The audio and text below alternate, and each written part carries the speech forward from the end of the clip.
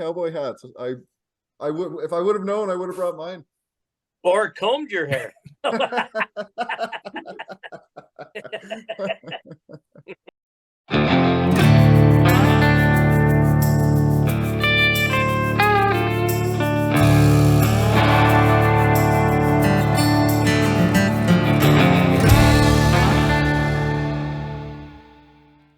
Well, welcome everyone to our first webinar of 2023-2024 off season, where we're going to try and learn as much as possible. So we've had a ton of interest in this specific topic. This is very obvious. It's nice to see that we have some profitability coming back into the cattle industry. And I think it's really an opportunity, good year or bad year. It just seems like something that cattle or ranchers or cattle farmers don't have a lot of interest in, is actually the marketing aspect.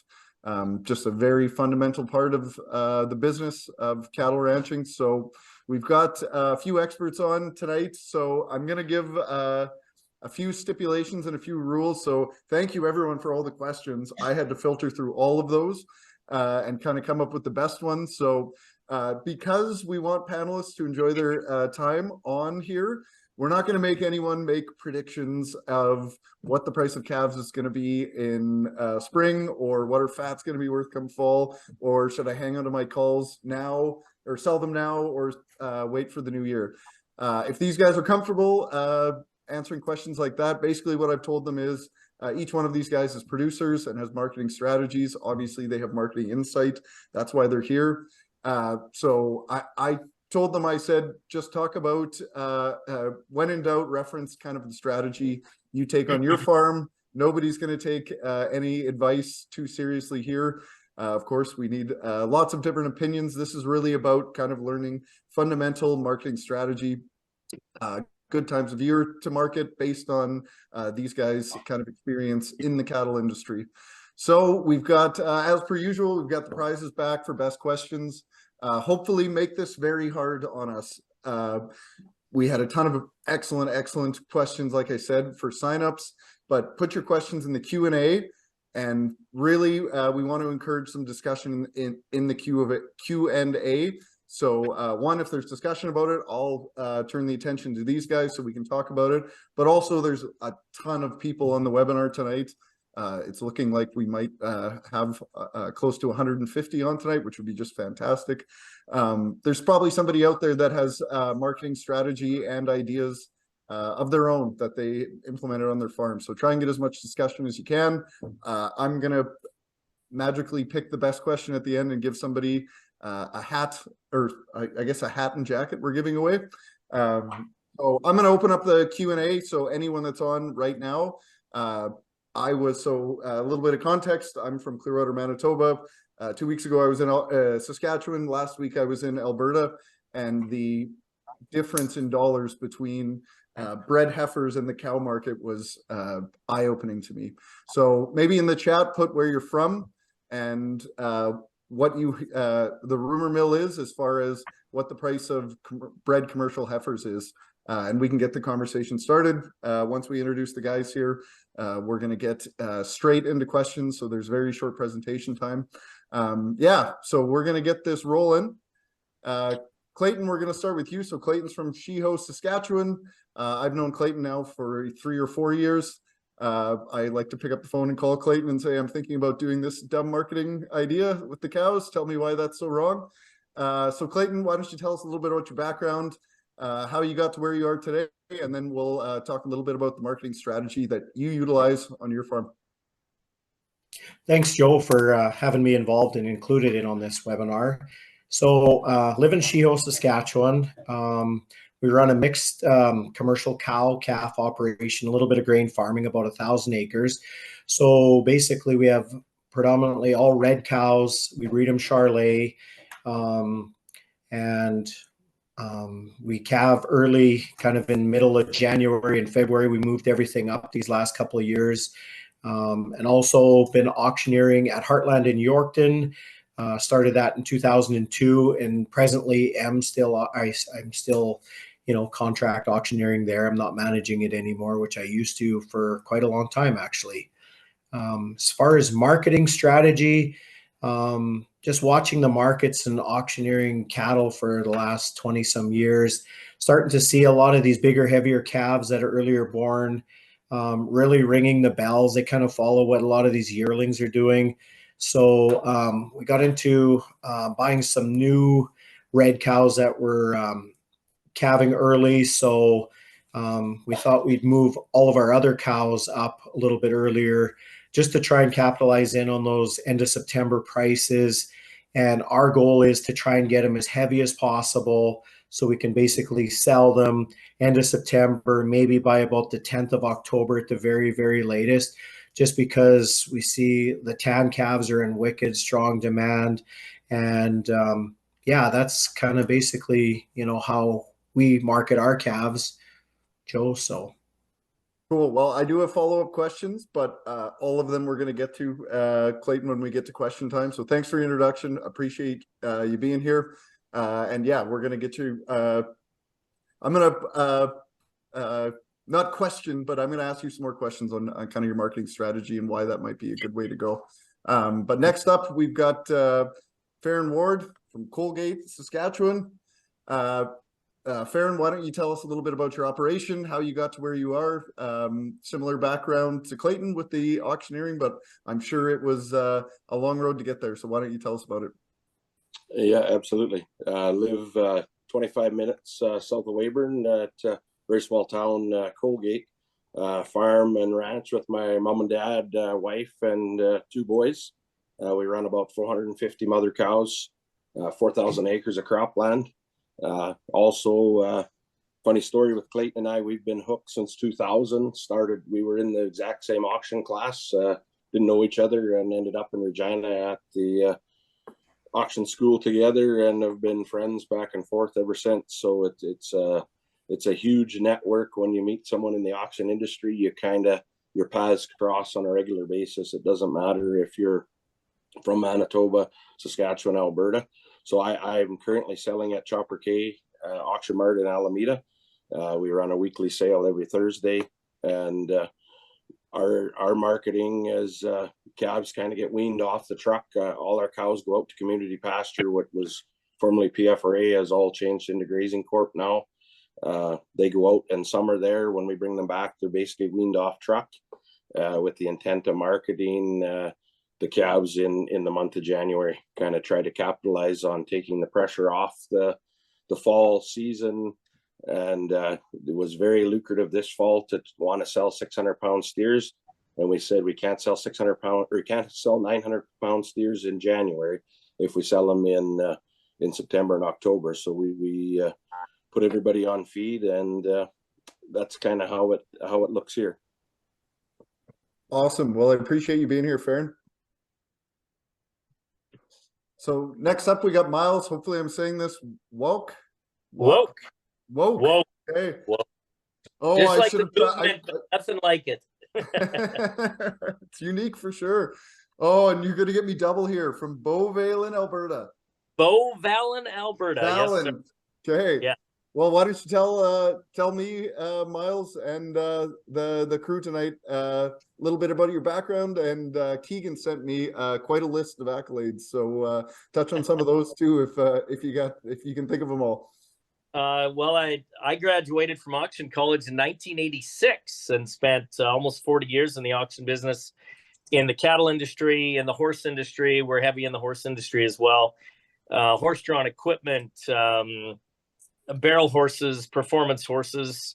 The cattle industry has been a big thing all my life. My grandson is 6th generation on our place, and we are about 85 miles east of Edmonton, Alberta, and been there for a long, long time. We calve April 1st. We used to calve March 1st, and we moved the time back to April 1st, and we pull our bulls. We have a 45-day calving period, and we wean 7-weight steers between November 1st and November 10th. And we absolutely enjoy the heck out of marketing our cattle mid-September. We've been going through sale like Southern Alberta Livestock and selling them by the load lot. And we do that mid-September to try to capitalize the best price we can. And then, for the most part, the prices are high then. and we background our heifers. We've got an Angus and Simmental cross with Herefords on the first calf heifers. So a lot of black and black baldy and red baldy heifers. And that's we try to get, you know, as much or more out of these heifers as we do out of our steers, and pretty much try to market our heifers in February or March, and we keep them till that time. And geez, my wife was chair of the Alberta Beef Producers for 2 years. I sat 8 years on the Canadian Cattlemen's. I'm co-chair of the Animal Health and Care Committee, and also Environment Committee. So we talk to we're in constant contact with the Canadian Food Inspection Agency, and I also sit on PENWAR, which is the Pacific Northwest Economic Region, which is 5 states and 3 provinces in the territories that do a lot of cross-border trade. So if there's anything else you'd like to know, I could sure fill you in on the rest. I tell you what, we're gonna get right into the discussion, and I've got a great one. So maybe we'll go in reverse this time, if that works, guys. I'll just kind of pick and choose questions. Try and make it so everyone gets a chance to answer first, and others get chances to add on. But the number one question that was asked, and I think it's a fair question from the producers that are on tonight, is why is the cattle industry at record highs where we are right now? And feel as comfortable as you want to answer this next question, but I think it's a fair question. If you don't want to answer, it's cool. But how long is this going to last? So maybe Miles, we'll start with you. Maybe just talk about how you perceive that we got here, and how long is this honey cart gonna last? Well, when COVID first hit, let's go back to that. Box beef price, which is recorded in the US, was $129 a box, and fats were about $1.80. Once, you know, the first couple of months in COVID, our fat price was down to $1, and box beef price was $429. So things expanded so greatly, and all of a sudden the numbers just kept dropping because people were dropping out of the cattle industry. You know, in the US today, the cattle numbers are lower than they've been in over 50 years, the 70s. And if you look at that, Canada's no different. I was talking to the Saskatchewan cattlemen's, you know, they said their numbers are down 500,000 head over the last 20 years. Alberta's no different. And they're going to run out of them. If it wasn't for beef on dairy supplying a lot of these calves that are coming up from the US, as well as dairies here in Canada, filling some of the bunk space in these feedlots, you know, these cattle would even be higher. And it's not necessarily, you know, consumption right here in this country. It's trade. You know, the Asian countries really, really like our beef. And they're holding the numbers up because they buy everything.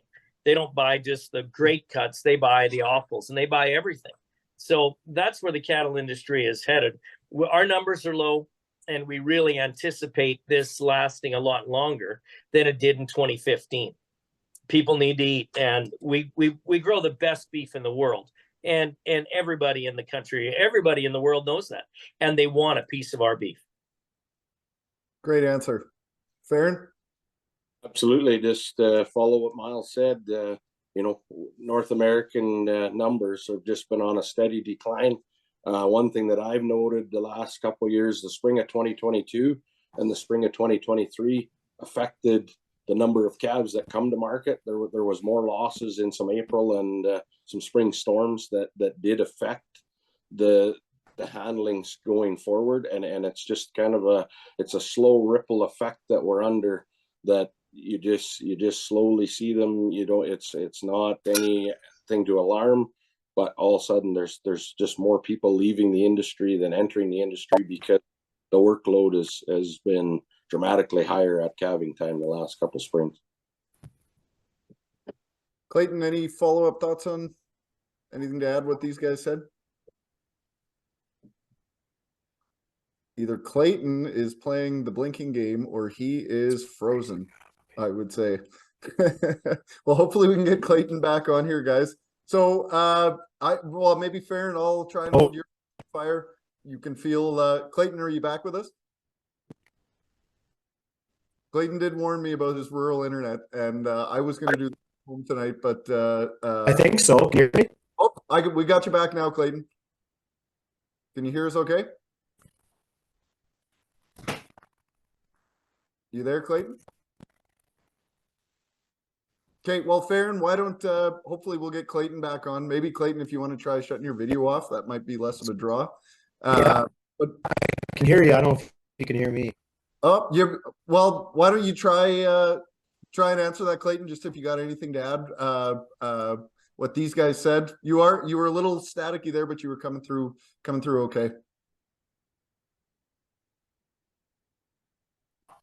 I totally agree with Miles, and I agree with Farron as well too. Supply and demand, of course, you can see that too, because I sell cattle at York, and you just look in the crowd and you see how many young people are involved in stuff with the cattle, and that you can see that there's getting to be less old folks that do have the numbers. Yeah, there's that are raising cattle. Clayton, I might get you to switch your hopefully Jules is there, can help you with this. I might get you to switch your video off just to see if that's less of a drag on your internet. It was just you were coming through okay. It was just a little spotty. But Farron, maybe I'll try and maybe just give your perspective on your farm. I guess what you guys are planning to do from a cattle standpoint. How long is your farm preparing for I guess this market to hold, or is there any special precautions you're doing? Maybe that's investing more in the actual females, like breeding stock, or is now a really great time to invest in equity?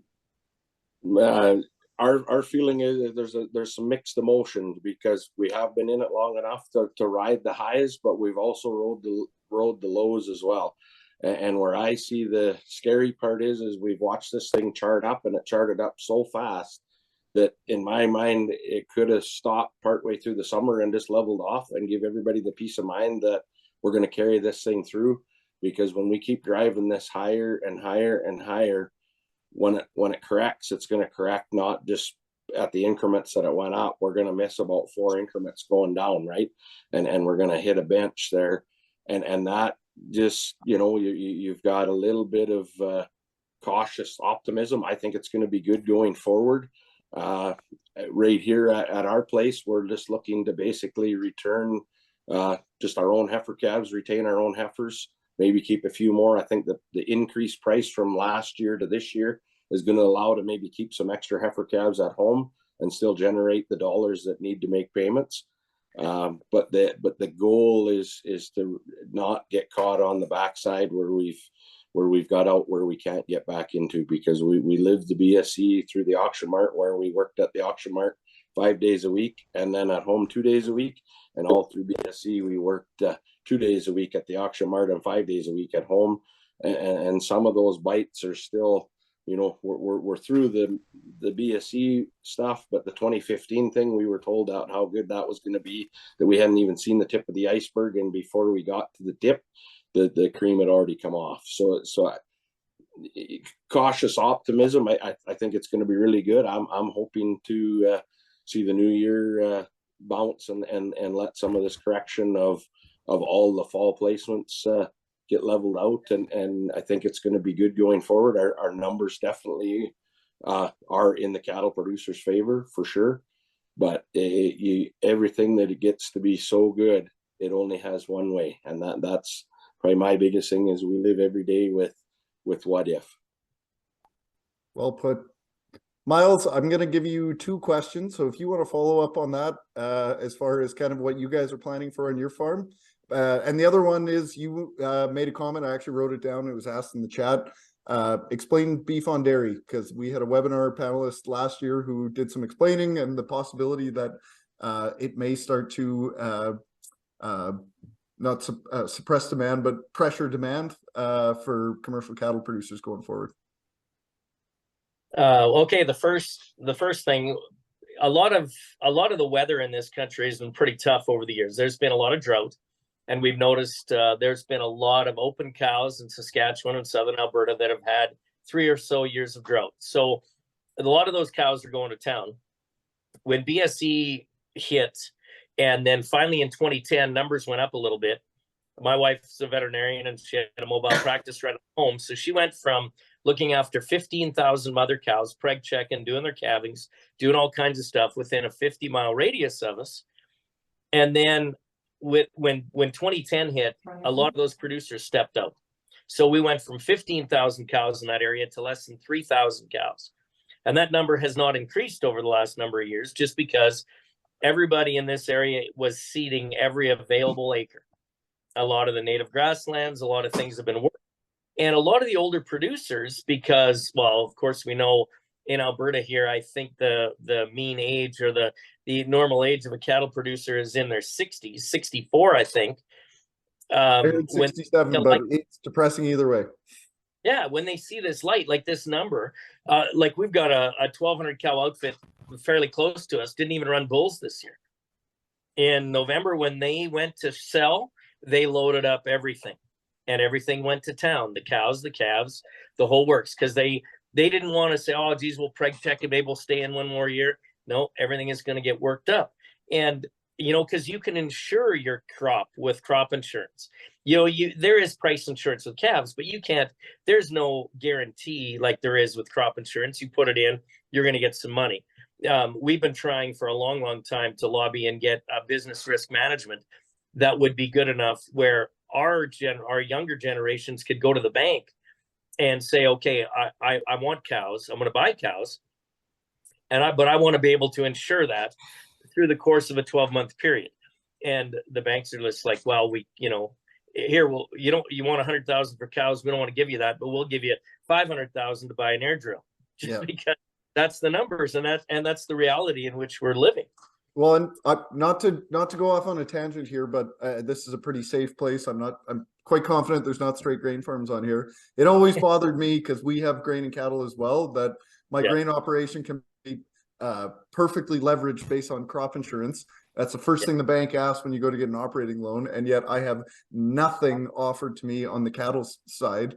And truth be told, it's like the reason I'm in the cattle industry is because prices were depressed after BSE, and they were cheap. I could afford to get in. But how realistic is that for somebody? You know, I've been farming for close to 20 years now. But how realistic is that for somebody that just wants to get in the game now? Well, yeah, it's really tough. So, you know, in the U.S., we talk about how insurance work here in Canada. Well, crop insurance is somewhat here in Canada.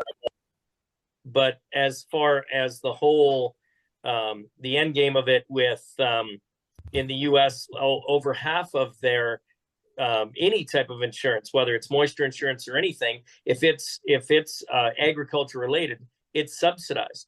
And we just don't have that capability here, or the governments will not look at that, and that in tune sends us back.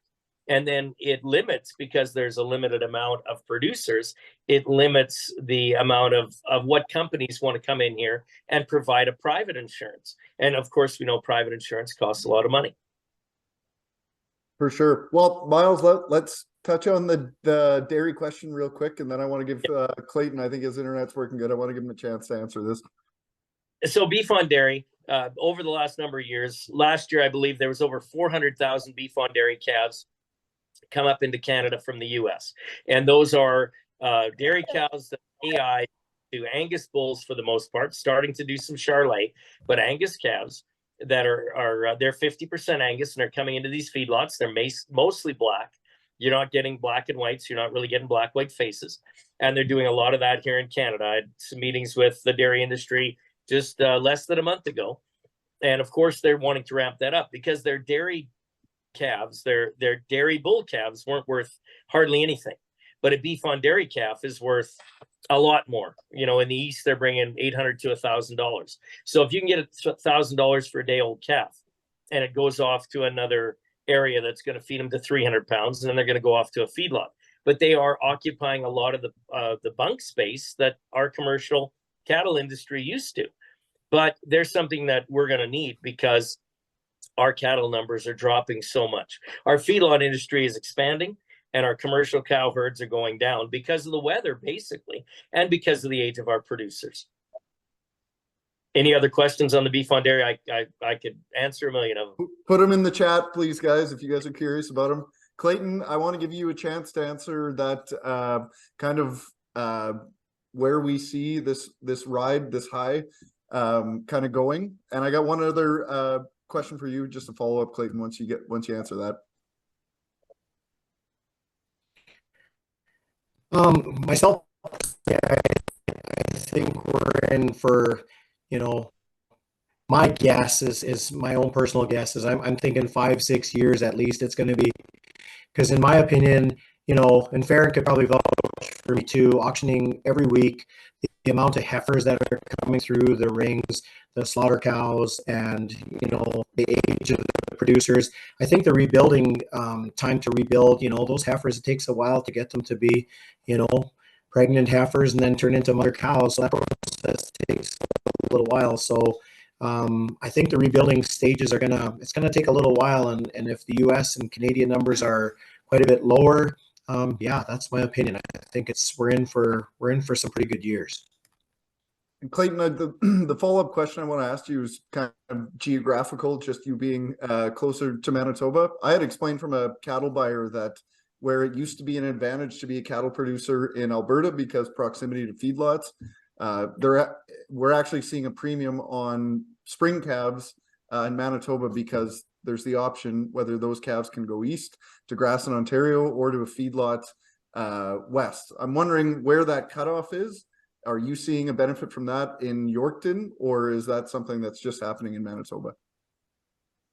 No, I think like being so close to the Manitoba border, like Yorkton's nicely centrally located.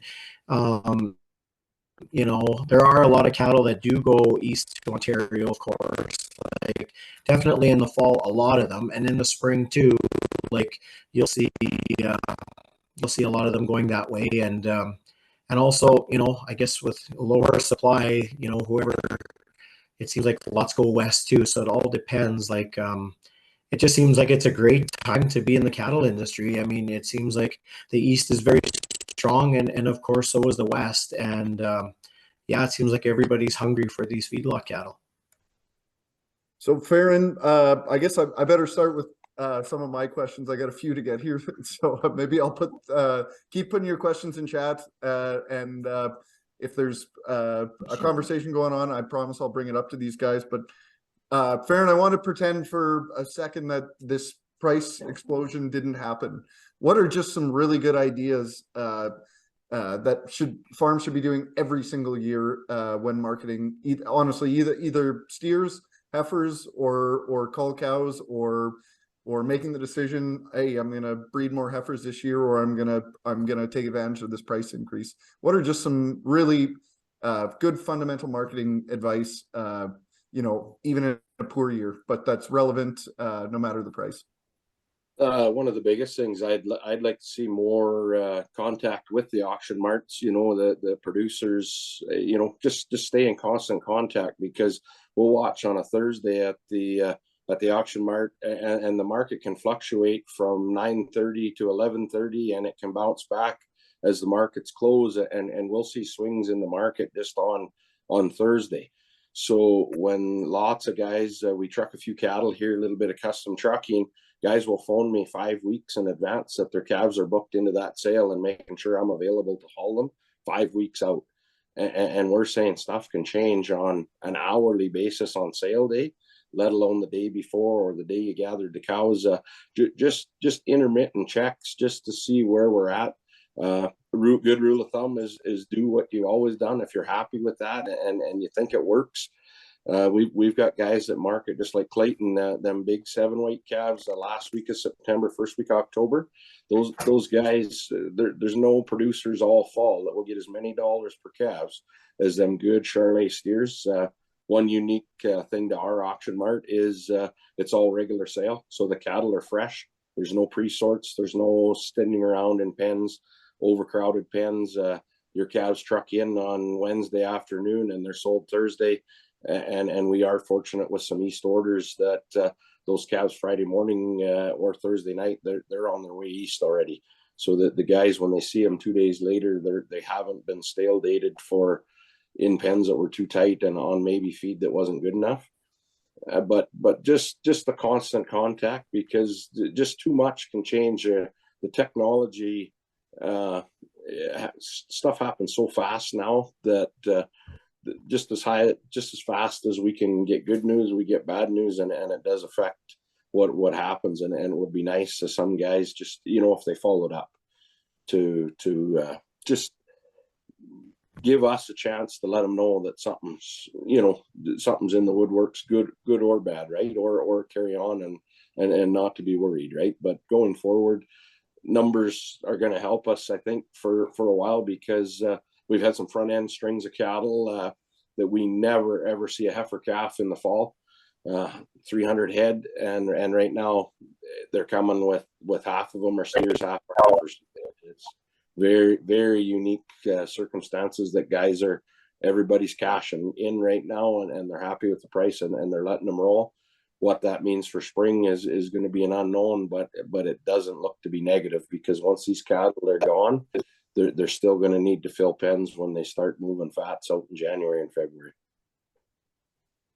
Miles, I got if you want to follow up on that in any way, feel free. I got a question for you that was asked in the chat that pertains to my farm. So the question is what market opportunities do you see available in the current market? I'm hoping you say agree with what I'm going to say here. We've looked at our farm. It just doesn't make sense to me that I can buy a decent, and maybe this isn't the case anymore. If anyone went to a bred cow sale in Manitoba, throw it in the chat. But there were bred sales in Manitoba where you could get a decent 4 or 5 year old cow for $2,000. Hell, even a 7 to 8 year old cow is still bringing just $100 over call price. And the first 2 loads of steers we sold this year, they were 348 pounds, and they sold for $5.49. $2,000 on a calf that I only invested grass into seems like a win-win proposition if this market's going to hold. So I guess maybe I answered my own question there, but if you got follow-ups as far as what you see as far as market inefficiencies here currently. Well, we've seen some bred cows last week in this area up to 4,800. Wow. And some heifers right up in there too, but lots of heifers. Even some smaller weight heifers at 28 to 3,500 pretty consistently. But yeah, we sold steers at 2,500. Some heifers, pretty easy at $2,000. And my son and I were just having that discussion. Do we keep more heifers and we know exactly what we have, or do we sell them heifers? And even if we're paying $2,500 for a bred cow, we're only adding $500 to a heifer that is 2 years down the road before we capitalize on it. And a heifer is harder to feed, and then you worry about losses, you worry about opens, you worry about a lot of things that you don't quite worry about on the cow side. But then you're buying somebody else's cows that you didn't raise. So a lot of different variances, and it depends on feed. A lot of people, Farron talked about, these cattle coming and you need to keep in contact with your market. But a lot of guys, when they are used to selling their calves the 10th of November or the 1st of December, they kind of count on that to move them then. And like Clayton mentioned, your consistency in selling. If you sell at the same time every year for 10 years, you're probably going to do better 7 out of those 10 years. But if you're trying to chase a market, you're always worried about how that's going to look, and you're always wondering whether you really hit it at the right time. So did I answer any of your questions there, Joe? No. Not well, you answered a question. I guess what I'm looking for specifically, I always like to take the perspective of a young farm. We absolutely need more farms, and in my opinion, the cattle industry is the door opening that you need. It's to try and, without a generational wealth behind you, grain farming is going to be next to impossible. I guess what I'm wondering is, if I'm a 20-year-old kid with 50 cows, what is the market inefficiency? Are open heifers undervalued? Are older cows undervalued? Maybe this is a really good time to cash in on some of that equity and buy back once the cow herd has, or whatever, the price of bred livestock has come down. with cull cows being worth what they are, it's pretty tough that there is a set that a young farmer with 50 cows, if he has 25 heifers, he's with steer prices being as high as they are, he'd be better off to keep those 25 heifers and breed them, because over a 5-year period, the heifers that you keep are probably going to produce more than the cows you buy. And if you don't have to go out and spend the money, if you don't have to go out and add money to buy less cattle, you could increase your herd by keeping half of them and breeding them. And I think that's probably one of the few ways that these young people can move forward in trying to grow a cow herd.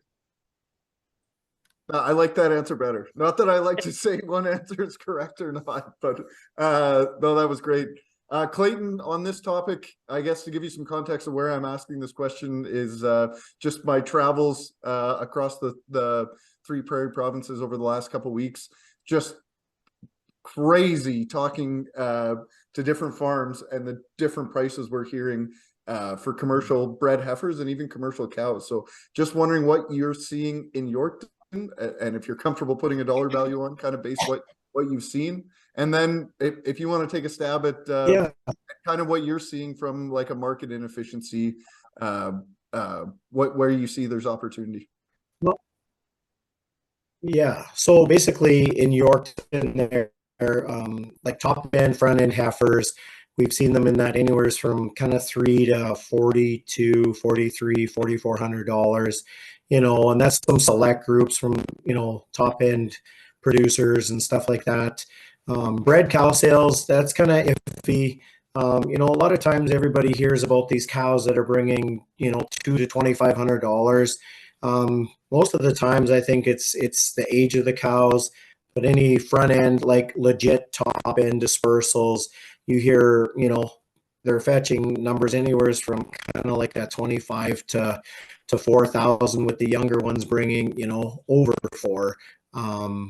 So as far as younger people getting into more numbers, I think like in our area in Yorkton, it's real tricky because, unless the grandpa or the dad has extra land that they want to have in pasture, that they want to get these young guys, advancing in their numbers and moving forward.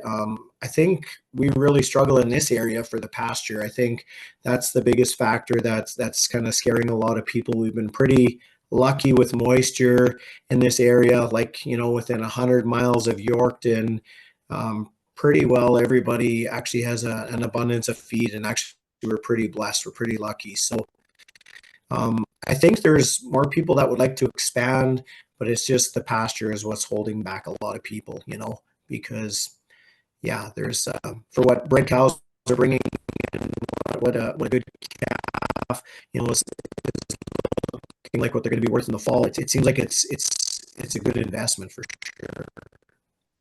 Well, that's a nice segue. Farron, I'll throw this at you. Clayton brought up we had this conversation before everyone came on.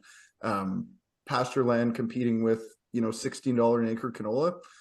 Farron, I'm wondering in your operation where you've got a substantial grain operation and a large cattle herd, how close are we on the metrics as far as, hey, it makes sense to, if we have the livestock and we're short of pasture, it absolutely makes sense to be grazing some of that land that we could be growing, $10 wheat or $16 canola. Unique perspective from our place where we're at, 25 minutes south of Weyburn to Clayton, say west of Yorkton. Our land just isn't as good a land as they are.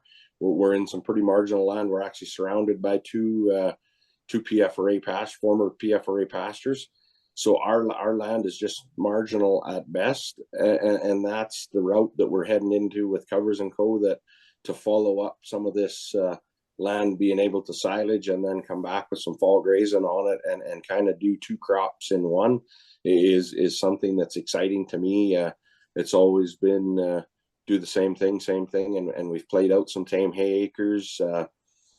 We're in the same struggle. What's happening here with the older producers and the patron body groups? There's cattle shares are becoming available at these pastures, kind of almost at an alarming rate. When we transferred from PFRA into private or grazing corps.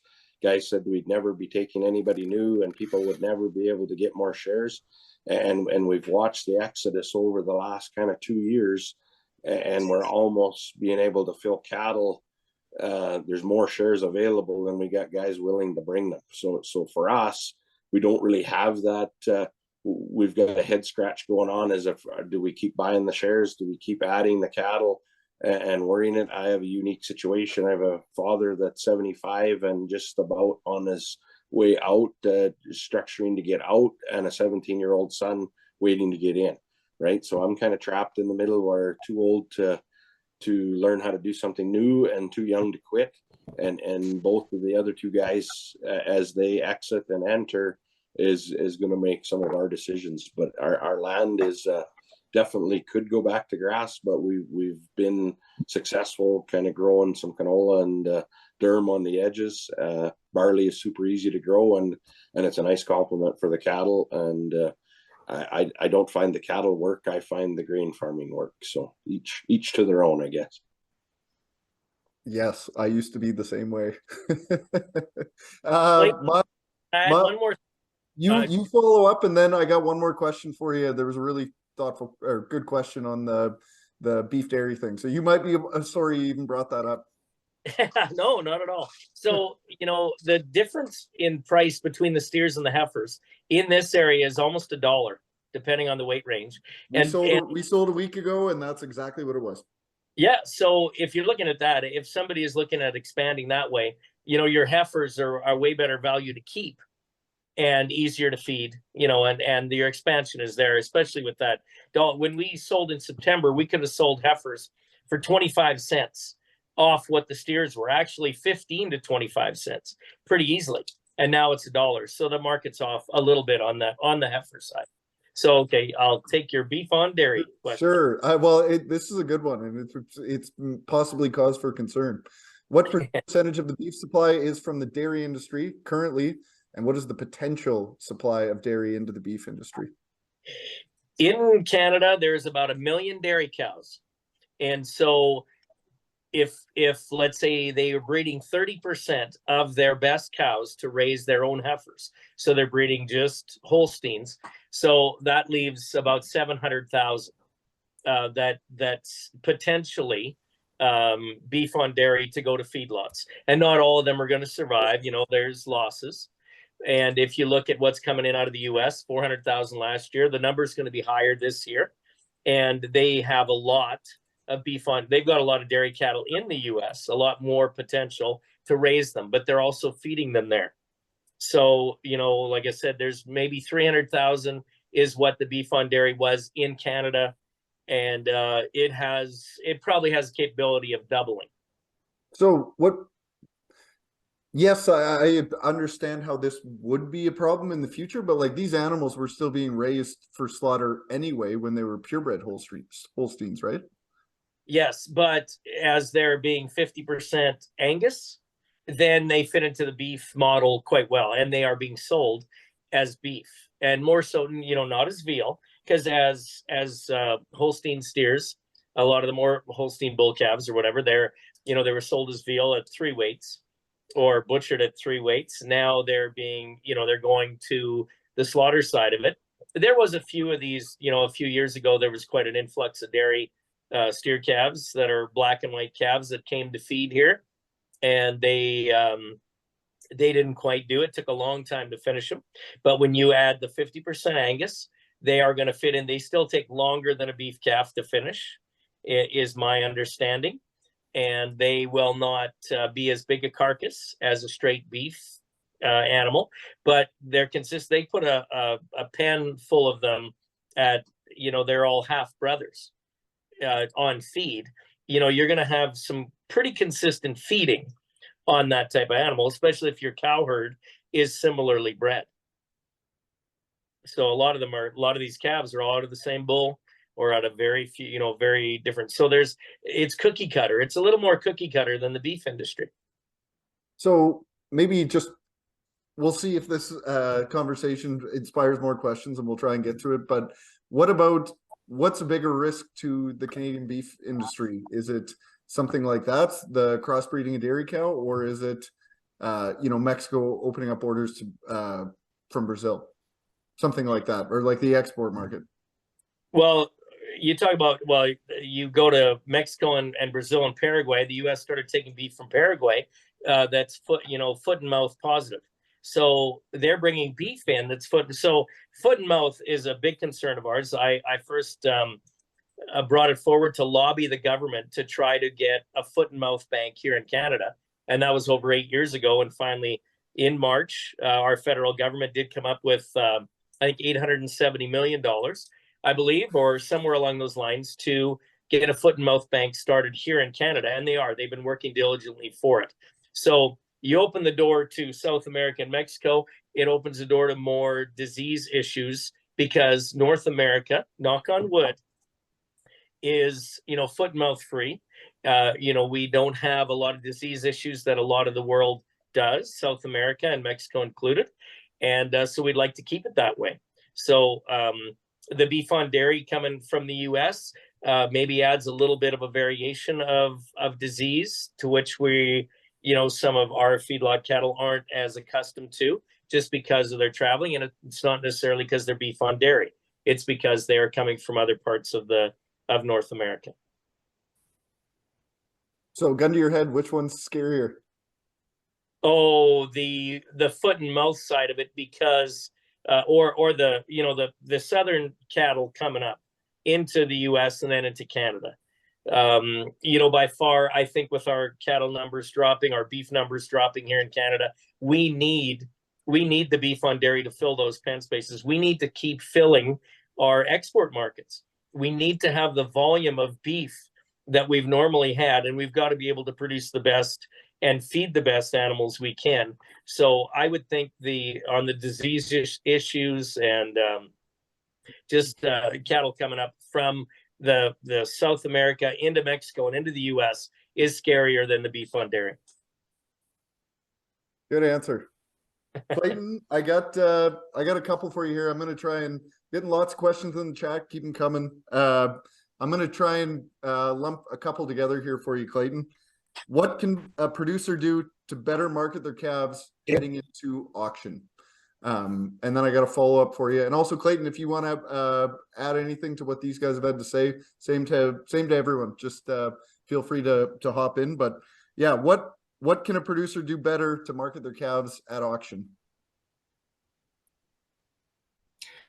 Well, I think everybody has access to watching sales on the LMS. And I mean, years ago you couldn't do that, but basically, you can watch online, you can watch sales from Alberta all the way to Manitoba on a daily basis. And also, like Farron said earlier on before, and I think Miles would agree with me, is stay in touch with the market systems, like your place where you're going to auction, to market your cattle. Get a hold of the marketing reps. And I know, like, even with ourselves, with our own cattle, this September, including myself and the marketing reps from Yorkton, we did, there was a whole bunch of Charolais breeders and producers in the area. So at the end of September, basically, I think, mostly a lot of yearlings were selling at that time, but I think we ended up gathering about 800 calves to sell in that pre-sort sale. So I think it's actually having the communicative, the market, that you're dealing with, and staying in touch. And never hurts to give a call and just ask them what the sales are doing, and sometimes they might have a little bit of an insight of animals that fit like what you're doing. And sometimes it never hurts to talk to these guys. The market is hot and you want to pull the trigger a week or two sooner. It's probably not a bad thing, because I know, like what me and Farron were talking about before, is the calves that are getting sold now, guys are getting discounted because they're selling lesser on cows. They're not eating properly. I don't think they're drinking properly, so the hair looks rough. And yeah, people are getting discounted this time of the year. So I think it's very important to stay in touch with the market managers and the marketing reps or the auctioneers. It's people that you can trust that are going to give you a good, honest answer. I think that's key in marketing a person's cattle. Clayton, I'm just great answer. It's getting a little choppy. I'm just gonna stop your video and see if that helps as far as dragging your internet. I got one more follow-up question. We can test Okay. we can test and see if that worked. Well, it was more of a statement than a question, but if you could give your 2 cents on it, I think it's something important to understand. The price relationship of classes of cattle Okay. and understanding them is key to success. Maybe just touch a little bit about that as far as what you see, as far as price spread on calves and, you know, where you can maximize value. So I think to maximize value, like with our own operation, you know, I've been in contact with a lot of these order buyers, and basically, you know, we've switched over from having, you know, blacks and reds, and now we have predominantly all red Angus Simmental crossed cows that we breed Charolais. And basically, as an auctioneer over 20 years, I see that there's a lot of demand for the tans. So us as individuals, we've switched over to the Charolais crosses. And I just think, you know, having healthier cattle, and basically I think, you know, just see what the market, it's no different than growing grain crops, in my opinion. Like, you got to grow what, you know, what the market wants. And yeah, I just think it's super important in kind of trying to raise to get maximum dollars out of your hard work. And I don't know, that's kind of the way we operate around here. So Cool. I think that fixed the problem. So Clayton, if you're okay with your picture off, that came through a lot clearer. okay. So Farron, I got a I guess it's a recency bias thing just because everyone's preg checking this type of year. Had lots of questions about the call market. I mean, I guess maybe just talk a little bit about what you've seen from when the fall run started till now, and if you're comfortable or just what you're hearing from buyers as far as is it going to stay strong, or is this cool off period, maybe it's around to stay? Well, the cow market, it's just kind of very similar to the fall calf run. You can pretty much chart it as numbers increase, the cost or the price per pound decreases, and it's kind of a race. You can get them first cows in August. Any of your cull cows that weren't good enough to go to your major pasture, if they're around close to the yard, you can get them gone in. We sold some cows in middle of August for big money, and then you wait a month, and then they start coming home from your good grass, and it's a little less. And then as the preg checking starts, you can just watch the condition of the cows maybe isn't as good. Back to where Clayton said with the water and the just fall grazing and the temperature fluctuations, guys get fooled, I think, and the dullness comes in. Mineral programs haven't started. The grain isn't flowing. We really struggle with what they would have looked like a month ago. Had you brought them, you would have got probably $200 more.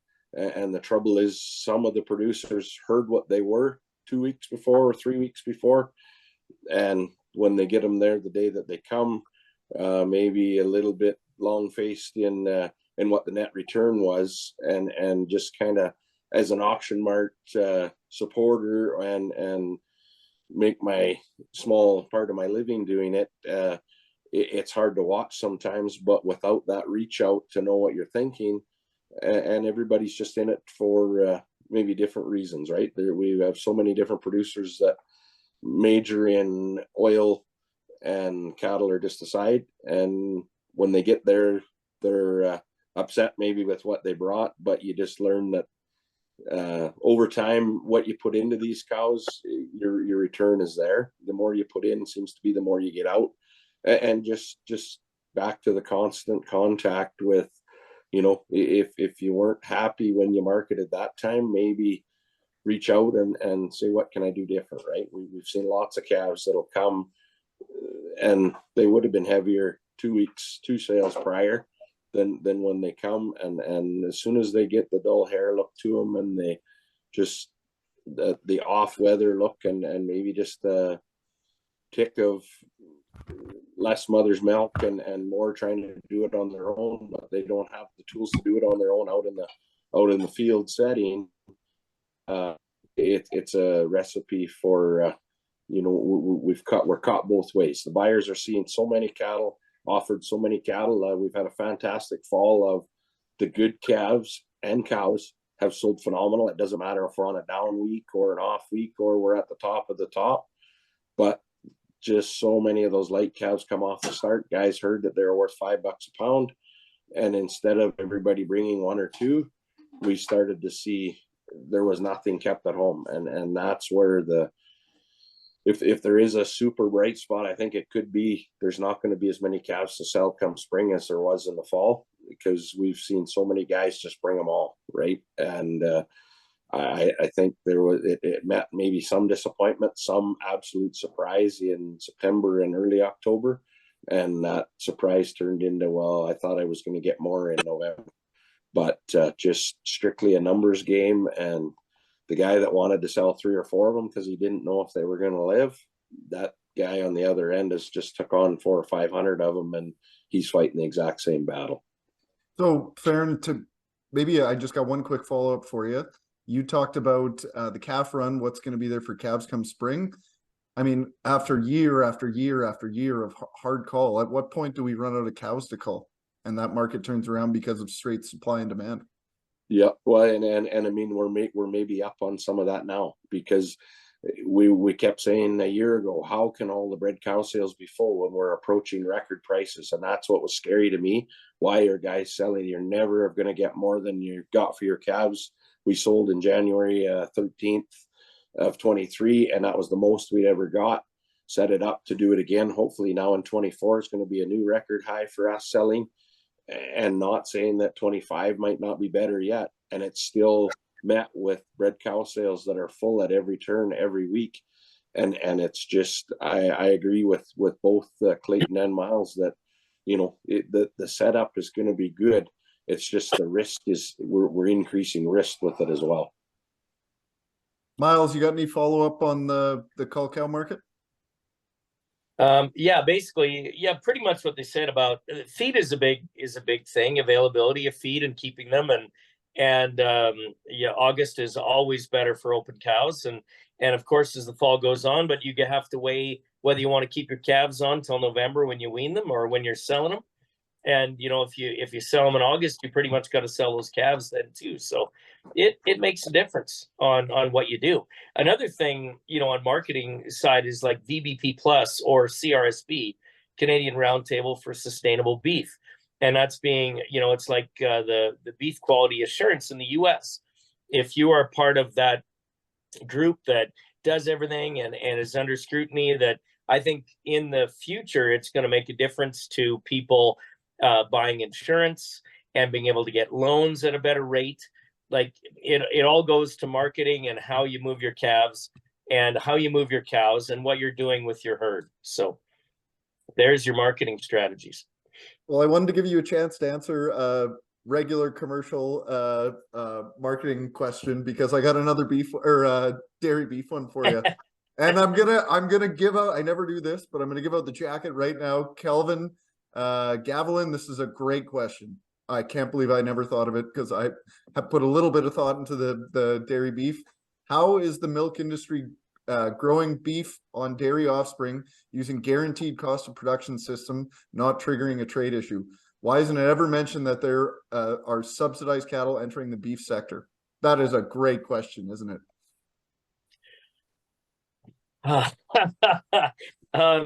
Well, it isn't. I'll tell you one thing, that with the dairy industry and why we're in the transport issues and stuff that we have now, is that our Canadian Food Inspection Agency looks at the dairy industry, and the minute that dairy calf or dairy cow leaves the dairy, it's a beef. It's part of the beef industry. Then it is not part of the dairy industry any longer. They are, whether that calf or that cow, when they leave the gate, they leave that dairy, they're part of the beef industry, and that is how. They're not the dairy industry any longer. So whether it's subsidized to come to that point, when it leaves the yard, it's beef. It's the beef industry. It seems like that is, you're subsidized, you're putting your foot on the scale there. Yep. Yeah, you are probably right. And those calves went from being worth nothing to maybe being worth $100 when they started feeding more dairy, to the beef on dairy being worth $800 or $1,000 now. But yeah, it's a big part of their income. I'm the dairies that are doing it, in my opinion. And but it goes right to the beef industry, and we're under that scrutiny constantly, whether it's transport, or whether it's health of animals, or animal health and care. The dairy industry is a big part of the beef industry in that way, because all of their like their cows and their calves go directly into the beef industry, whether they're subsidized before that or not. Well, I just found a new reason to get unhappy with my politicians. They know who I am, trust me. I'm actually a very happy person, but they don't see it that way. Hey, Clayton, we got a question. I think it's a good one. I never even thought of talking about, with all the herd dispersals happening across Western Canada and less producers getting into cattle or expanding their own herds. What is this going to mean for bull demand? So I assume that is going to be less, but I assume this is coming from somebody that is in bull sales. So just wondering, I guess, what you've seen as far as, or what you've heard through the grapevine as far as bull prices, if they've kept up with the commercial market, or what we're seeing out there. Yeah, actually in this Yorkton area, basically, with the cull cows and bulls that we sell every week, Joe, you'd be surprised how many cull bulls are coming to town just because they're worth so much money. And even to date, if they're still bringing $1.50 a pound, or even maybe 60, high 60 or mid 60s for some real fat, like hard Simmental or exotic or whatever bulls, so I think that's going to save a lot of the a lot of these guys that are selling these purebred bulls. I think a lot of the old ones that guys definitely aren't going to use or give a second chance, they're gone to town already. They've started selling them like quite early once they started pulling bulls. I honestly predict in this area, people are going to probably, the bull prices are going to probably stay up there, like for the top end. Every sale that I've been involved with, purebred sales, a lot of these commercial breeders aren't scared to spend, anywhere from $6,000 to $15,000 for a yearling bull. And, I still think there's going to be strong demand for the top end bulls. And let's be honest, like, I think the whole goal in the cattle industry is to improve your herds. So in my opinion, I still think, some of us producers have some money put away, so you could tuck into a bull. Basically, in my opinion, I always, at bred cow sales or whatever, you watch people's calves getting sold during pre-sort sales or regular sales. I still think, a top end bull is still, a major key to the success of what you're raising. So I strongly think that, the bull prices are going to stay really strong. Just maybe the bottom end or per quality ones, maybe, of course, like in anybody's sale, aren't going to be bringing, wicked big dollars. But I think for the most part in this Yorkton trading area, I see the bull prices are going to stay pretty strong, to be honest. That's just my opinion. I wish my bull supplier wasn't on right now. But I gotta tell a story. I got foot rot, and it was a more management issue. We didn't catch it in time anyway. He walked with a limp, but I sent him to auction in August this year and got more than I paid for him 3 years ago. So thanks, Aaron. Those are wonderful genetics. Fair enough. I'm going to open this one up to everyone. Somebody asked it, and I thought this is a fantastic question to kind of see also where the cattle industry is going. So, Farron, I'll start with you, and then Miles and Clayton, you can get your 2 cents in as well. Is anyone seeing either value to selling bred cows or heifers in spring? So, say in the April-May calving range.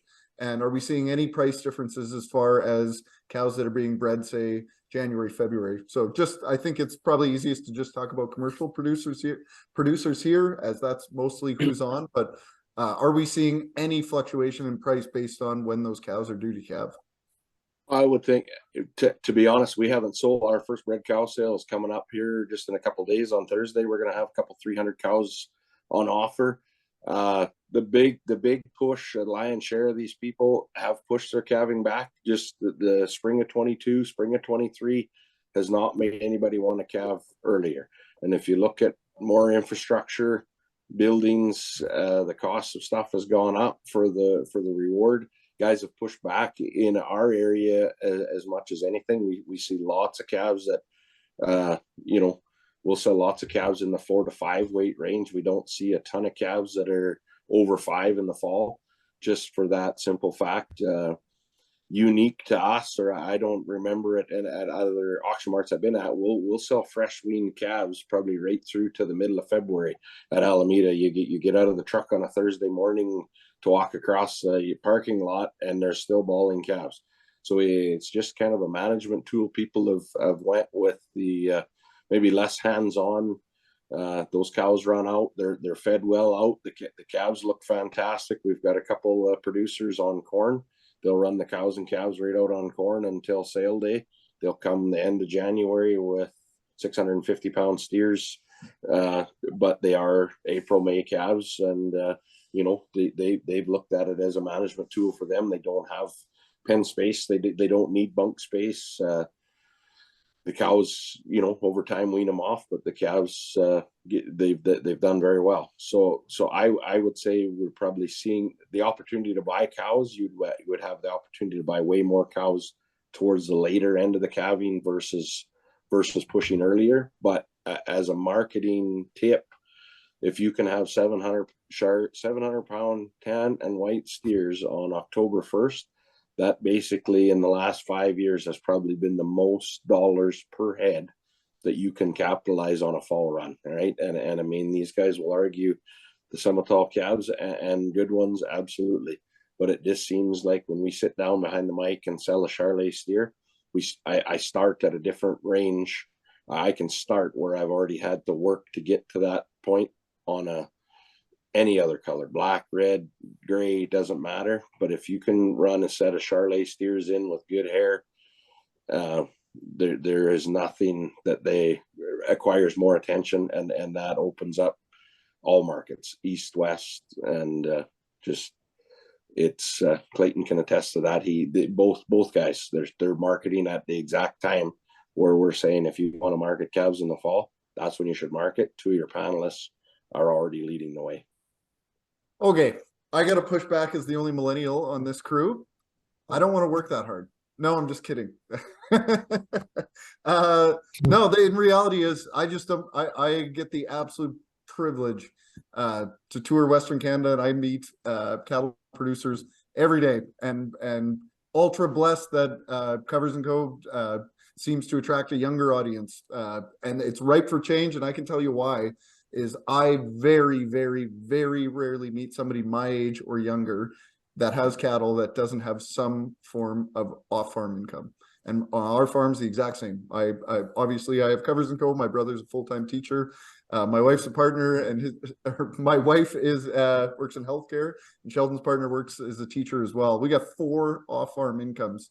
I guess I preface that question by kind of, I guess it's my bias, which is the people that are really hopefully expanding in the cattle industry are the young people, of which I barely meet any of them that don't have a 9-to-5 job or work in the oil rigs or drive a truck or whatnot. So that was kind of the basis of, I guess, where I was coming from as far as price difference. But yeah, I wanted to get that 2 cents in so you guys understand my bias. But Miles, why don't you go ahead and take a stab at that?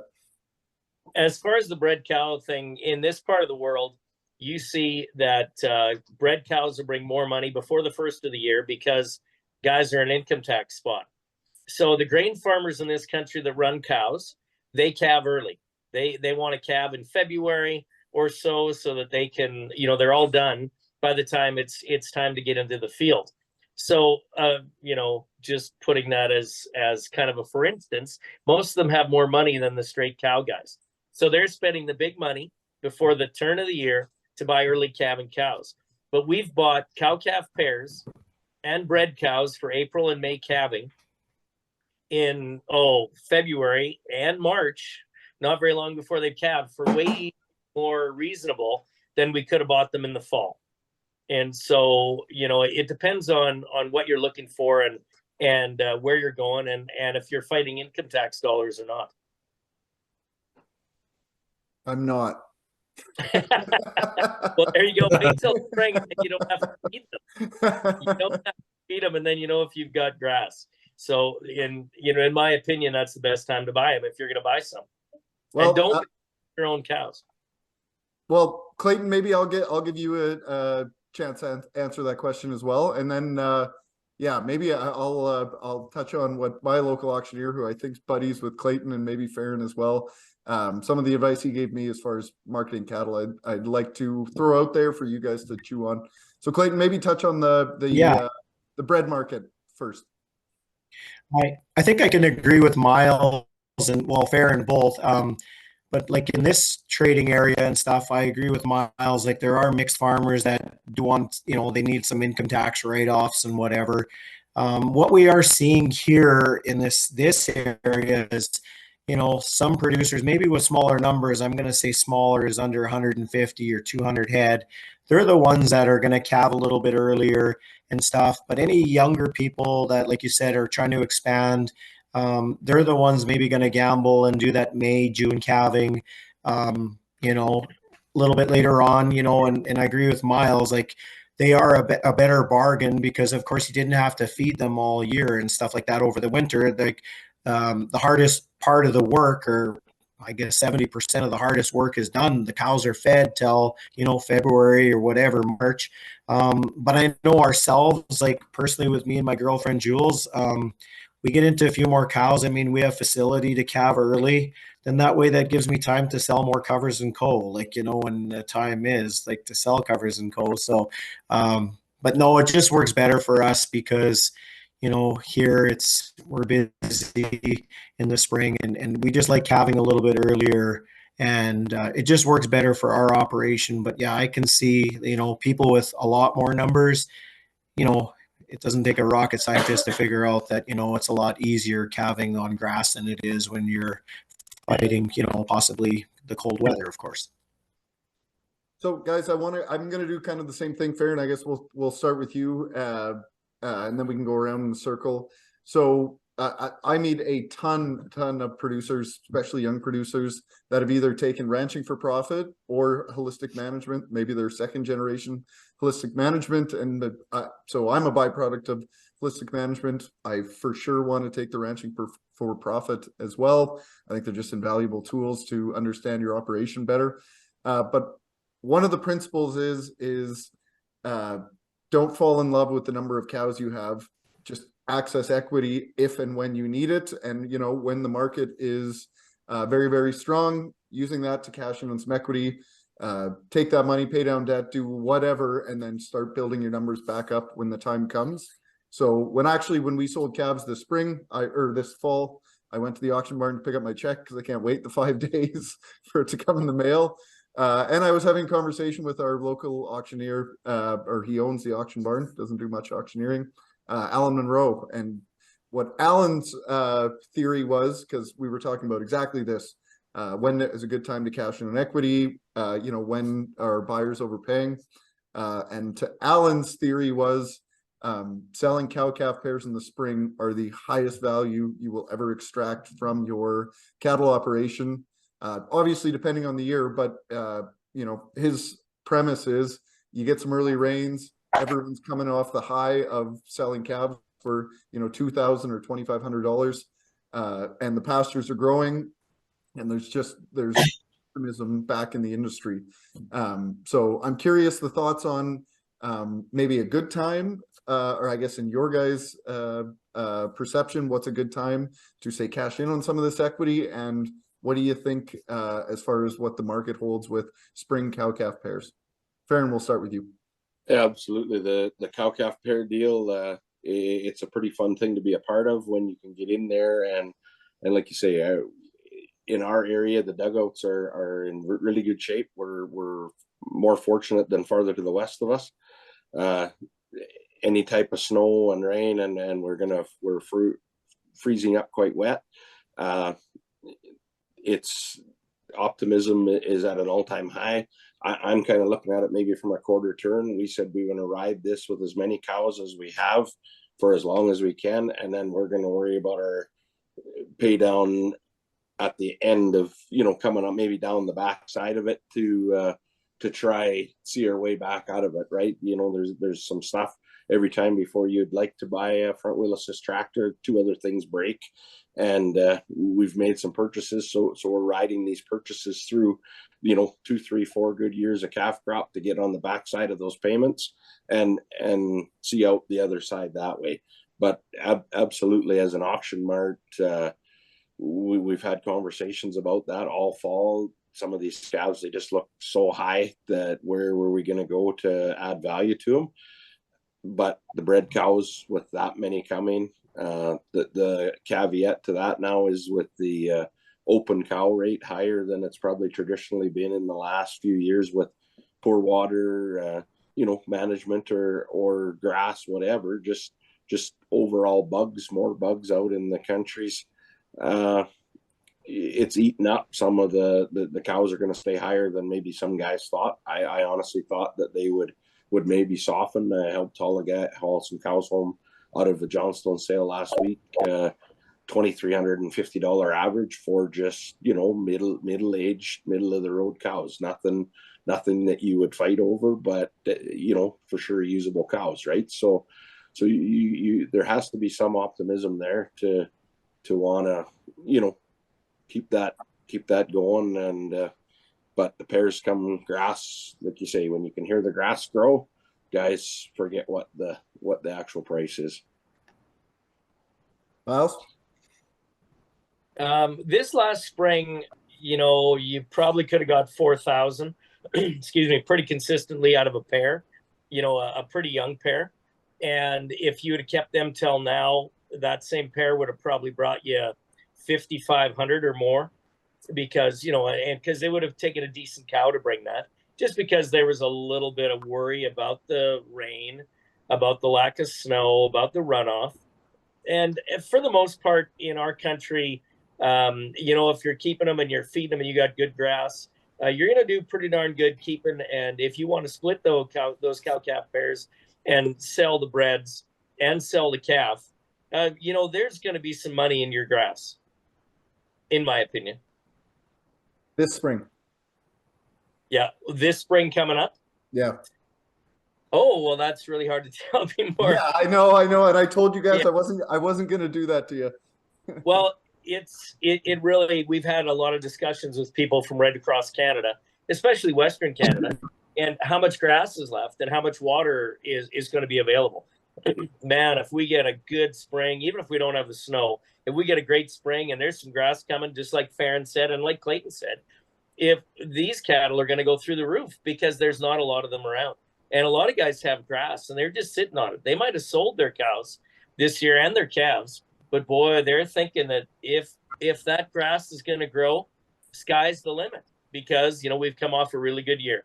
And I think cow-calf pairs are going to be really high if we get some spring moisture in some parts of Western Canada. All right, I'll ask it. Let's say we get the moisture. How high are we talking? Probably at least $1,000 or $1,500 more a pair than last spring, because these calves brought $1,000 more than we were used to. And so and everybody, I guess my wife always says it's like having a baby. When you're having the next one, you don't forget about the pain you went through for the last ones. I think it'll be higher. It'll be a lot higher. And back to your bull thing. It's unbelievable. We all kind of sold bulls 2 years ago thinking that, oh man, if so many people got out of the cattle industry, these bulls are going to be reasonable. Well, last spring saw the highest bull prices that we've seen ever, like overall. And I think this spring will even be higher, because a lot of us sold some old bulls again, and we're thinking, man, we got $4,000 for an old bull. We got to be able to put, instead of spending $8,000 for a bull, we're going to spend 10 or 12. So these bulls have been gaining a lot of strength, but guys are buying the better quality bulls, and because the people left in the cattle industry are really consistent, or for the most part, are really consistent cattlemen, and they're buying better bulls. What is it? The cream rose to the top and BSE. Yes. Yeah. Just Well, took 20. Yeah. Yeah. Clayton, maybe I'll give you same chance to answer that. Just talking about kind of what you see in Yorkton. I got a quick follow up, and then we'll you guys have been great. We'll try and get you off in a reasonable time here tonight. We do have some questions coming in, but Clayton, take a stab at what Alan was talking about. Well, I think so last fall, and I think the other guys can agree with me. Like prior to January 1st of last year, all these bred cows were bringing kind of $2,500 and less. So whoever bought them at that time thought, geez, that was quite a bit of money. But boy, looking back, they got the calves off them. Some of them actually got, we're talking about bull prices. You got more for your bull, Joe, after using them for probably 5 or 6 years. Well, these guys that bought those $2,000 cows had, if they laid down, had a bull calf, 50% chance that they will. They were selling their bull calves or steer calves for $2,000, and the heifers earlier on for like $100 less, but as time goes on. So I think too, a lot of people are on the fence, like Farron's buddy there that bought those cows, paying like 23, 26, whatever average. So if you take the ratio of what calves were worth back then and what slaughter cows were worth back then versus what they're worth now, so you get a nice big slaughter cow bringing $1.20, 30, and then you're forecasting these calves are around $2,000. So whoever bought the pairs, like Alan Monroe was saying, it was a good time to sell. At the time, the sellers were more than happy selling them because they thought, holy crap, like, we got good value for these. But, the people that bought the top end pairs with those big calves, and let's be honest, the size of the calves basically sells the pair. And, people took home some dollars. They actually made money on them. And it's a good return on your investment when you're making money. And really, they didn't have to do no work. Like, they didn't have to calve them out. They didn't have to feed them. Basically, they jumped them in the trailer, branded them or whatever, processed them maybe a little more, and then out into the pasture they went. So I think, in this Yorkton area, the people that have the feed, I personally think they're going to be buying bred cows all day long for $25,000 to $3,000, with the hopes and knowing the slaughter cows, due to the supply of slaughter cows, in the new year, I think these slaughter cows are going to be higher than what they are right now. Let's be honest, every auction barn is right full. It's prime time, preg checking time. People are just dumping them because obviously they're worth a lot more now than what, I think they were expecting out of them. So I think if they're selling cows, they're gonna tuck into more. I really think so.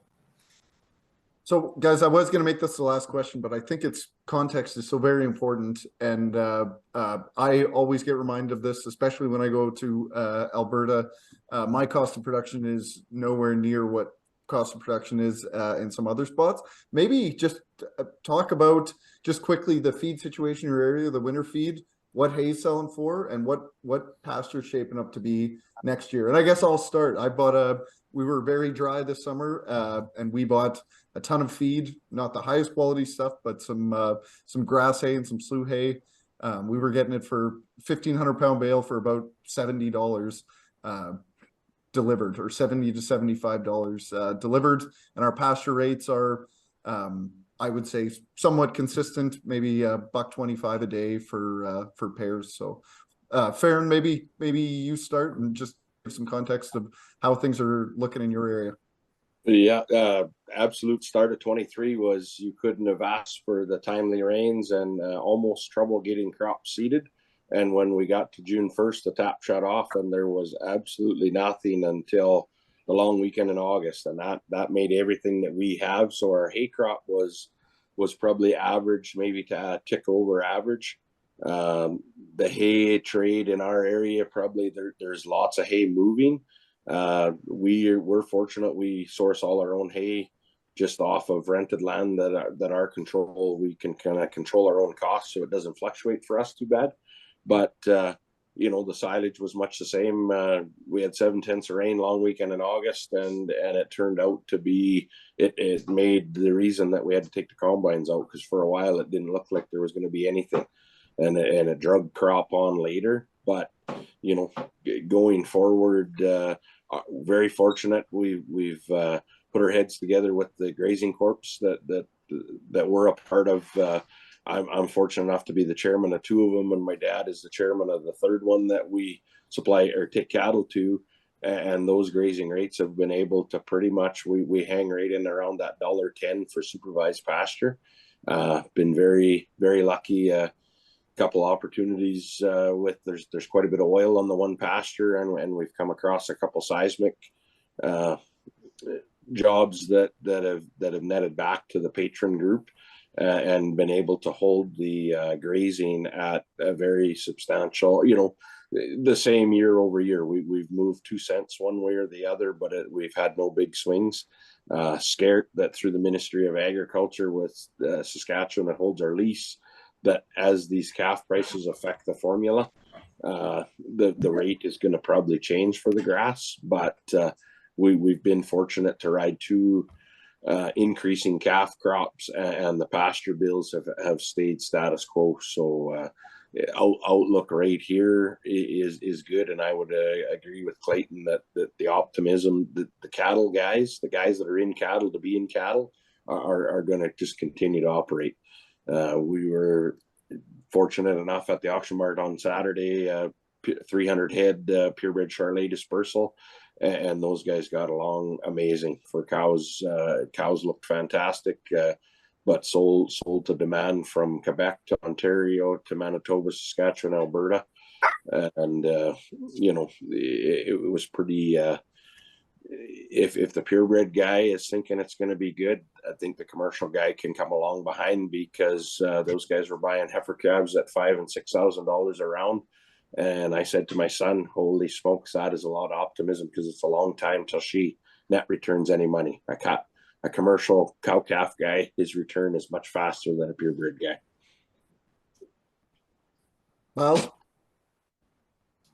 Well, yeah, quite a bit different here in Alberta. We're fighting grain guys that are paying, you know, between $100 and $140 an acre on dry land farming, and maybe even more than that on some instances. From $2 to $2.50, you know, pretty much on a cow-calf pair, if you got a bigger calf on your cow. Hay was 13 to 15 cents this fall, and that's pretty much across the board, you know, depending on the quality. Green feed at 10 cents. Feed barley, lots of guys were holding it right at malt price because they could get malt price for most of it, so that's $7.50 a bushel. And oats at $5. Straw at anywhere from $40 to $75 a bale. Oh, so God. a lot of money. It's costing a lot of money to keep these cows. Lots and lots. Worth what? Yes, yeah, they got to be. Yeah. When you mentioned that you took your in and you got, you know, they weighed whatever, and you got so much, and all you had was grass in them. You forgot about the winter. I know. But if you watch this webinar, everyone knows I do it. It's super cheap. Well, we gotta come for a tour then one day. Absolutely. Doors always open. Ours too. Clayton? So I would say in this Yorkton area, moisture has been really ample. Probably within 100 miles of Yorkton, there's an abundance of hay. Pretty much on a daily basis, you see a lot of hay getting trucked out of here. I would say anywhere from that $85 to $120, $130 a bale, pretty much all day long. Like, there's a lot of feed up in this area. If any of the viewers are looking for feed and stuff like that, like, there is a lot up in this area, and there's quite a bit of availability. And as far as pasture, it's kind of like what Miles is saying too. In this area, what's happening is, so if there's some dispersals, people getting out of their cattle, the younger folks, the neighbors are trying to weasel in there and say, well, geez, maybe could we rent your pasture? Well, and it's tough because the younger guys, they have to compete with these bigger grain guys that are paying up to $120, $130 an acre for cash rent on some of the better land. So that's a bit of a struggle. But yeah, as far as moisture wise, feed wise, we're sitting really good in this area. And actually, like I said, there's quite a bit of feed for sale in this area if anybody's looking. And yeah, pasture rates, I think most of the community pastures in this area are pretty well full, and I don't really know if there's much room or openings for new clients or customers. I'm not sure about that, but yeah, it's going to be an interesting year going forward. Actually, I think it's going to be good. Damn, you guys, you should have asked these questions earlier. We got some good questions at the end. I'll tell you what. Let's see. Mark Weatherhead, we're going to send you a hat. So I forget who I gave the jacket to, but make sure you put your address in the chat. I think it was, sorry guys, this is not very professional. Whoever had the initial question about the supply management. Yeah, you betcha. Okay, so guys, we're going to do, I guess, absolute final thoughts. So normally I just say final thoughts on the specific topic, but because you guys have operations yourselves, I'm very curious to hear specifically what you're thinking on your farm. So maybe we'll just switch it up. We'll go Clayton, then Farron, then Miles, and I'll give my 2 cents for whatever it's worth as far as what our strategy is. But 2 things, Clayton, I guess just final thoughts on what you think about the cattle industry as a whole, and then just your perspective on what the next 5 years looks like on your operation, kind of decisions you're making based on certain assumptions. I personally think we're in for a good run for the next 4, 5, 6 years, just because of what we're talking about before, the rebuilding. I think the people that are going to stay in the cattle industry, I think you're going to see the rewards and dividends in the end of the day. With our own personal family operation, I think me and Jules would like to maybe, maybe expand our cows a little bit more. And yeah, with, cover cropping and stuff like that, we can maybe, utilize more money out of our heifers, graze some, maybe keep a few more. I think we're optimistic. I think we see a bright future in the cattle industry. It's kind of our passion. That's what we love. We're kind of like Farron. We love the cattle. That's why we're in this industry. And that's why we're on this webinar with you guys, because it's all good people sharing common interest. And yeah, I think going forward, we're going to maybe try and expand a little bit and keep going and raising more beef. Sounds great, Clayton. Farron? Yeah, something that brought me a lot of pride going into this fall when we'd sit down on a Thursday, depending on what calf would walk in the ring, we were reaching all-time record highs. And not everybody was listening to the radio. And when they come in to see their calves sell, how many phones got pulled out of their pocket and started watching above my head, watching the board flash the prices and figuring out what that was. It was absolutely something. I was a part of it in 2015 in January when the first $2 calves hit that we had sold. I had sold 2 days in a row. One day at one auction mart and went the next day. So I knew what the cattle, we'd watch the market jump and no one else knew. And that's right back where we were this fall. It was something to be a part of, that not everybody can sit down there and make that many people smile with their livelihood being a part of their livelihood just for that day that they sell their calves, and going forward, I'm in that same boat. I've got a 17-year-old son that eats, breathes, sleeps the cattle industry. Kind of half envious of him that the whole world is his. He can go do anything, where I don't necessarily have that same opportunity, but I have to make the most of what we have built. And that this is where our heart is. And we have a little saying at home here: if we're at home working, we're not in town spending. So we kind of if there's always something to do here, we know that we can keep working at it. He actually just got home from rolling grain. We had a little grief with some tough barley, and I come home to do the first ever webinar, and as part of Covers and Co. for about 50 hours, 75 hours, maybe over the weekend. So super stoked that you guys thought enough of our operation to invite us on, and super happy to be here with all you guys, Miles and Clayton and yourself, Joe. Well, much appreciated, Farron. I guess, but I'm next in the circle, so I might as well go. I'm just going to add confusion to all this. Miles, hopefully you can bring clarity coming in the end.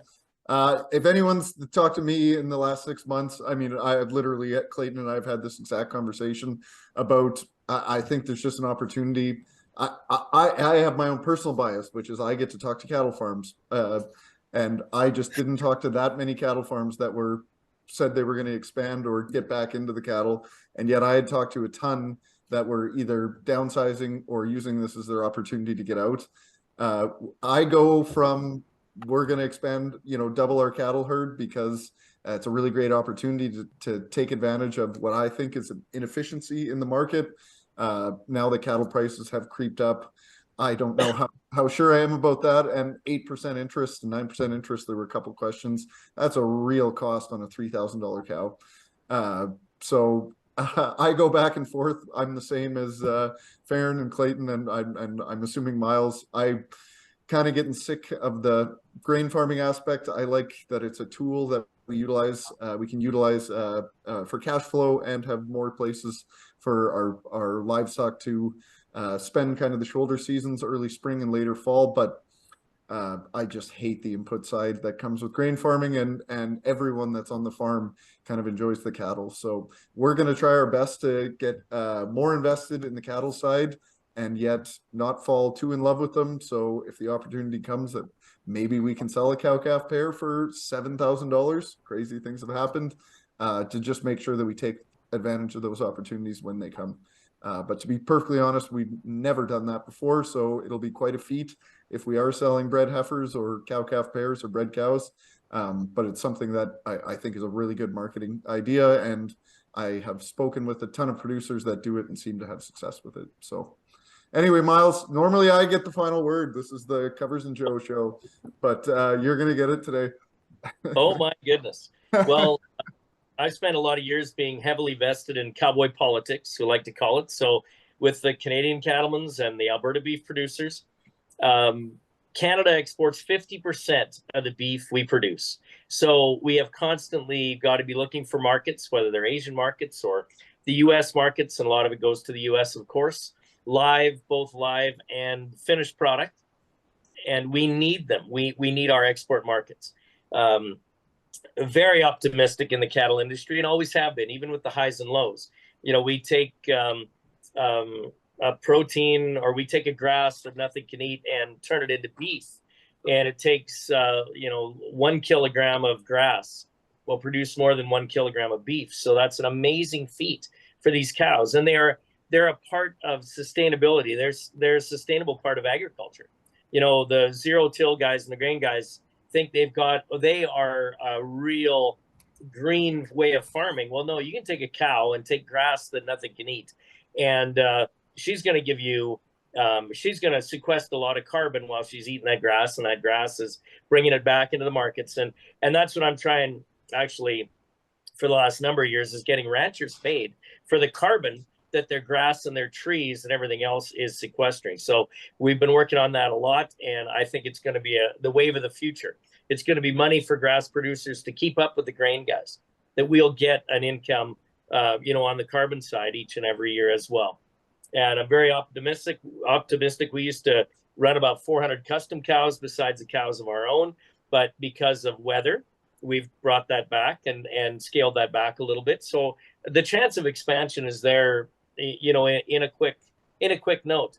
But other than 8% interest that scares the bejeebers out of me. But I lived at a time when the first land I bought, I paid 18.5% interest, and on a 10% payment, or a $10,000 payment, I had less than $1,000 going to principal. And my parents thought I was nuts. Shoot, I was 19 years old. What the heck? Let's just keep it rolling. but it's a little bit scarier now. It's like Farron alludes that we're on the backside, and the next generation's coming up, and it's an amazing opportunity. And Canada is an amazing place to grow in this beef industry. Very well put. You also made me realize that there are two very glaring things I didn't ask tonight. One, I should have asked about the carbon market, and I mean, I think there's just some huge potential with technology, shock collars, GPS, getting actual livestock back on grain land. But I'll tell you what, there were quite a few attendees here today, and I assume they all enjoyed it because they all stayed on. So we'll have to have you guys back on next year, and we'll cover some new topics.